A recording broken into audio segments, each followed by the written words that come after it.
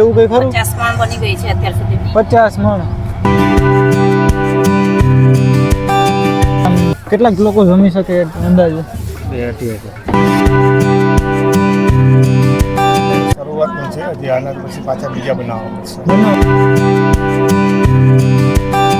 જેવો ઢગલો આપણી ઘરે રેતીનો, કાકરીનો કે કપચીનો પડ્યો હોય ને એવો ઢગલો અહીંયા ભાતનો કરી ત્યાં તમે મારા બેકગ્રાઉન્ડની અંદર જોઈ શકો છો. બહુ મોટી એટલે મોટી માત્રામાં ગાંઠિયાનો અને બુંદીનો સ્ટોક રાખેલો છે.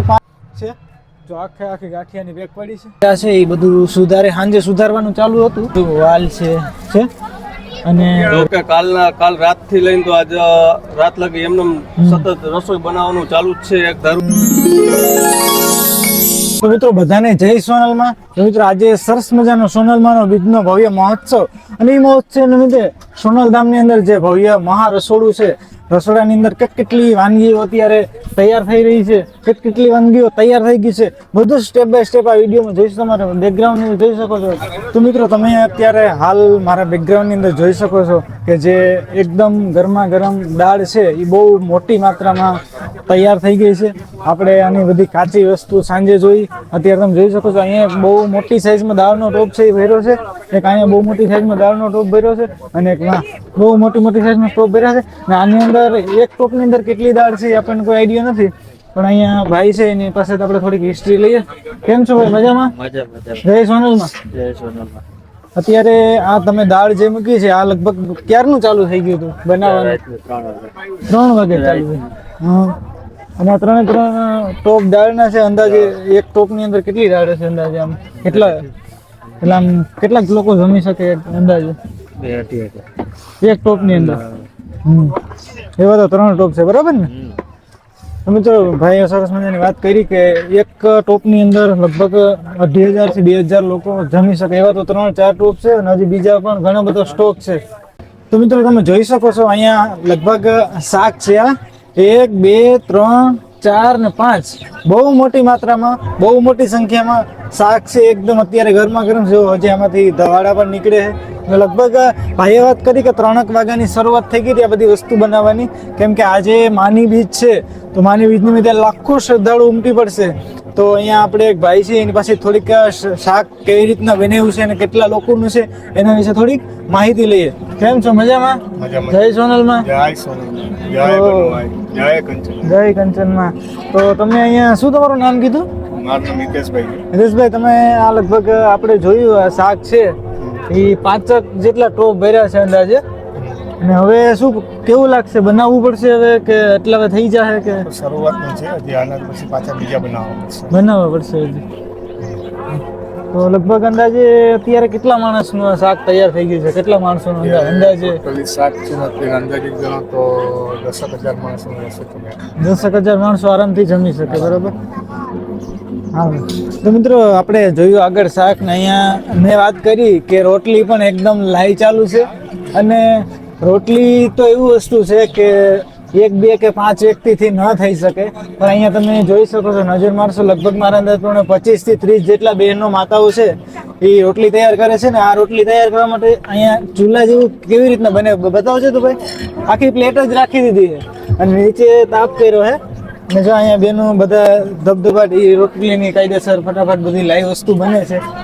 અને આપણે કોઈ બેનને પૂછીએ રોટલી વિશે થોડુંક કે ક્યારથી ચાલુ કર્યું છે.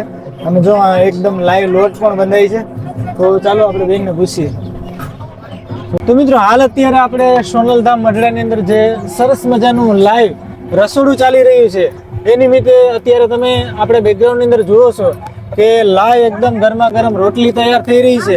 અને એ રોટલી માટે ઘણી બધી માતાઓ બહેનો છે એ કામ કરી રહ્યા. તમે જોઈ શકો લગભગ 15 થી 20 અત્યારે આપણી સાથે અહીંયા 1 2 બેન છે એ જોડાણા છે.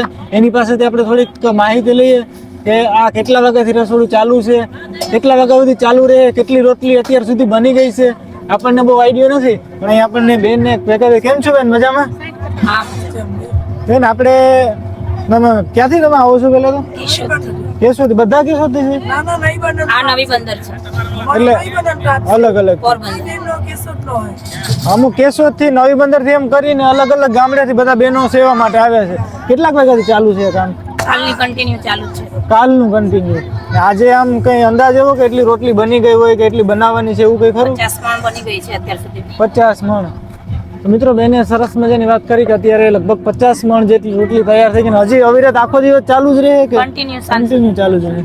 બેને ખરેખર સરસ મજાની વાત કરી કે આજે સોનલધામ મરડાની અંદર સોનલમાંનો સરસ મજાનો મહોત્સવ છે ને લાખોની સંખ્યામાં જનમેદની આજે ભેગી થવાની છે અહીંયા. એના માટે પ્રસાદની વ્યવસ્થા વ્યવસ્થિત રીતે કરવી પડે એ માટે તમે જોઈ શકો છો સરસ મજાનું રસોડું ચાલુ છે.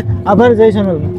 તો મિત્રો આપણે રસોડામાં ઘણી બધી વસ્તુ જોઈ ને અત્યારે તમે જે મારા બેકગ્રાઉન્ડની અંદર જે મોટો ઢગલો જોઈ શકો છો, જેવો ઢગલો આપણી ઘરે રેતીનો, કાકરીનો કે કપચીનો પડ્યો હોય ને એવો ઢગલો અહીંયા ભાતનો કરી દીધું છે. કેમ કે આજે બહુ મોટી સંખ્યામાં જનમેદની આવવાની છે. તો તમે અહીંયા જોઈ શકો છો બહુ મોટી સંખ્યામાં ભાત છે એ તૈયાર કરીને રાખી દીધું છે જેથી કરીને આખા દિવસ કોઈ પણ પ્રકારની અગવડ ના પડે. તો મિત્રો હાલ આપણે અત્યારે ગોડાઉનની અંદર આવી ગયા છે સોનલધામ મરડાના, કે ત્યાં તમે મારા બેકગ્રાઉન્ડની અંદર જોઈ શકો છો બહુ મોટી એટલે મોટી માત્રામાં ગાંઠિયાનો અને બુંદીનો સ્ટોક રાખેલો છે. 5-6 દિવસથી અવિરત બુંદી ગાંઠીનો સ્ટોક કરવામાં આવેલો હતો.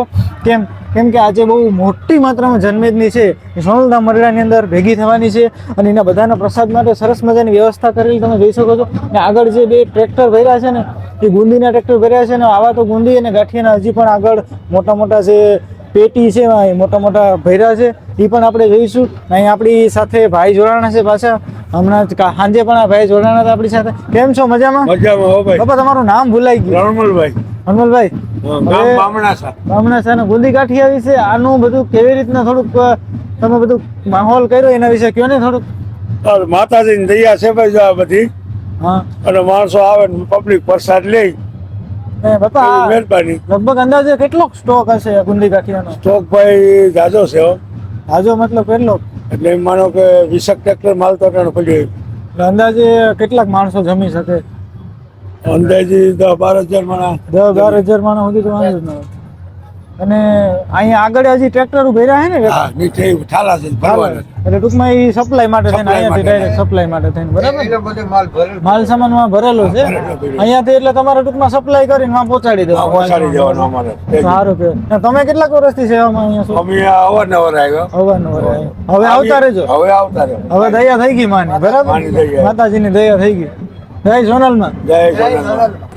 તો મિત્રો અહીંયા તમે જોઈ શકો છો બટેટા છે એ બધું સાંજે સુધારવાનું ચાલુ હતું અને સુધારીને તૈયાર કરી દીધું. અહીંયા બટેટા છે અને અહીંયા મારી પાછળ તમે જોઈ શકો છો રીંગણાનો બધો સ્ટોક રાખ્યો. કેમ કે અચાનક શાક બનાવવાની જરૂર પડે તો બધી વસ્તુ સ્ટોકમાં છે અહીંયા આગળ. અને અહીંયા તમે જુઓ દૂધી છે, કારેલા અને મોટા મોટા જબલા બધા છે. જુઓ વાલ છે અને રીંગણા મોટી વસ્તુની અંદર. અને ખાસ જો ભીંડા, કેળા, કાચા કેળા, બટેની, કારેલા, ટમેટા. નહીં, કારેલું નથી ખાવું માં. કારેલું થોડું ખવાય. કારેલું ખાઓ. નો કારેલું આવી જાય. લ્યો. અરે આ તો અરે એમ થાય. અરે કડવું લાગે. આમાં આવી જાય. જો આપણે બે ભાઈઓ આવી ગયા. હવે તમારે હાલો બોલવાનું છે. ગલકો ખાવું. ગલકું નથી ખાવું. ગલકો તો બટકાઈ દીધું ને. લગ્ન થઈ ગયા નથી કરતોય નહીં.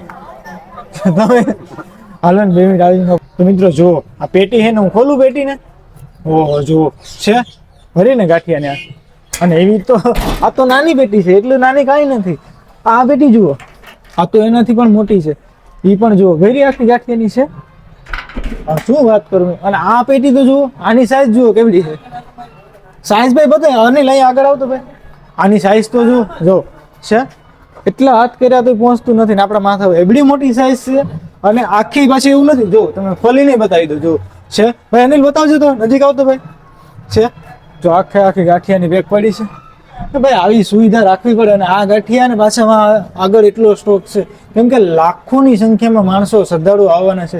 હજી પણ આગળ જે કંઈ હોય રસોડાનો ભાગ બધો બતાવીને ખાસ કોમેન્ટમાં જય સોનલમાં લખી નાખજો. તો મિત્રો આજે સોનલમાંનો મઢડા ધામની અંદર 102મો જન્મદિવસ બહુ સારી રીતે ઉજવાઈ રહ્યો છે. ત્યારે આપણે હાલ અત્યારે રસોડાની અંદર છે. રસોડાની અંદર બધી જ વસ્તુઓ અત્યારે લાઈવ તૈયાર થાય છે. પણ આ બધી વસ્તુ બનાવવા માટે થઈ અને કેટલી હેડલિંગ આગળથી થતું હોય, કેટલી વસ્તુની તૈયારી આગળથી થતી હોય આપણને બહુ એના વિશે ખબર ન હોય. કેમ કે આપણે અત્યારે આવ્યા આપણે બેકગ્રાઉન્ડમાં બધી વસ્તુ જોઈએ. કાચો માલ પડ્યો છે, તૈયાર માલ પડ્યો છે, સુધારેલો માલ પડ્યો છે. એના વિશે બહુ ખબર ન હોય. અને આપણી સાથે એક ભાઈ જોડાણા છે અહીંયા. એની પાસેથી થોડી ઘણી ડિટેલ લઈએ. કેમ છો? મજામાં? જય સોનલમાં જય સોનલમાં. ખાસ કરીને તો 22/12/2025 અને ખાસ જોઈએ આજે 3 દિવસથી આ એમને સતત માણસો આવે છે અને રસોડામાં પણ ફૂલ સુવિધા છે અત્યારે. આજે જો કે કાલ રાતથી લઈને તો આજ રાત લગી એમને સતત રસોઈ બનાવવાનું ચાલુ જ છે એક ધારું.